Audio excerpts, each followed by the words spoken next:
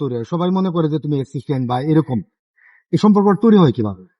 ভাই আমি তো প্রোডাকশনে কাজ করতাম, এটা তো সবাই জানি। আমি যখন অন্তর অন্তরে কাজে গেলাম, স্নেহ কাজে গেলাম, স্নেহ থেকে সে আমার বললো যত প্রোডাকশনে আছে সব সময় তুই থাকবি।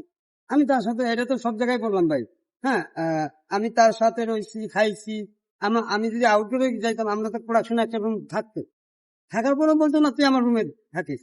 রুমে থাকতাম, হাত পাও টিপতাম, ধীরেই টিপতাম। ভাই আমার হাত পাও টিপতে দিত না। এই তুই আমার ছোট ভাইয়ের মতো, তোর কেউ নাই, তোর বাবা নাই। আমার বাবা তো একদম, যখন আমার 10 বছর বয়স তখন তো মারা গেছে। আমি তো সবসময় বলছি ভাইয়া, কি আমার কি বাবা নাই? আমার যদি বড় ভাইও থাকে আর বাবার মতো থাকে, সেটা হলো আমার ভাই সালমান ভাই। আমার আমার বাবার আদর্শ সেদিকে থেকে পাইছি। এটা এটা তো সবার কাছে সবসময় এটাই বলছি ভাইয়া। মানে আচ্ছা আচ্ছা, এই একটা স্মৃতি শোনাও তো।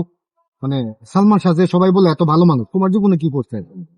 ভাইয়া আমার স্মৃতি যদি হয়, আমার আপনার এই যে কিরণ মামার সিনেমাতে, কিরণ মামার ছবিতে আপনার যে বিশ্বের হবে সময় আমার জ্বর হয়েছিল। বিশ্বের হবে এক লগে 3-4টা ছবি তো আমার জ্বর হয়েছিল। এই যে হাতিঝিলের কোনায় আমার বাসা ছিল, আমি মগবাজার থেকে এই জায়গায় নিয়েছিলাম বাসা। 3-4 দিন আমার দেখে নাই।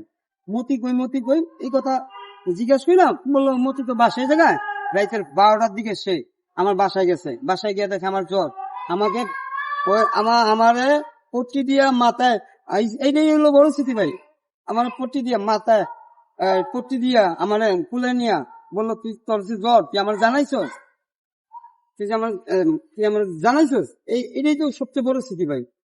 এরপরে কোনো স্মৃতি থাকে? না ঠিক আছে। তোমার সন্তানরা এখন কি অবস্থায়, বাচ্চারা কেমন আছে?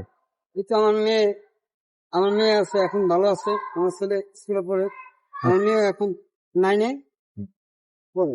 আচ্ছা, কোরআনে হাফেজ বানানোর কথা ছিল সালমান শাহর কবর জিয়ারত করার জন্য। ভাই কোরআন হাফেজ মানে কোরআন শরীফ আল্লাহর রহমতে পারে। হ্যাঁ, আমার যখন ক্লাস মানে মাদ্রাসা ক্লাস 4 পর্যন্ত যখন পড়ালেখা করছে তখন কোরআন মুখস্থ হয়েছে। এটাই এরপর থেকে একটা যে কোনো কারণে, হ্যাঁ, মাদ্রাসা থেকে আনা মানে এই যে এই কি আজিম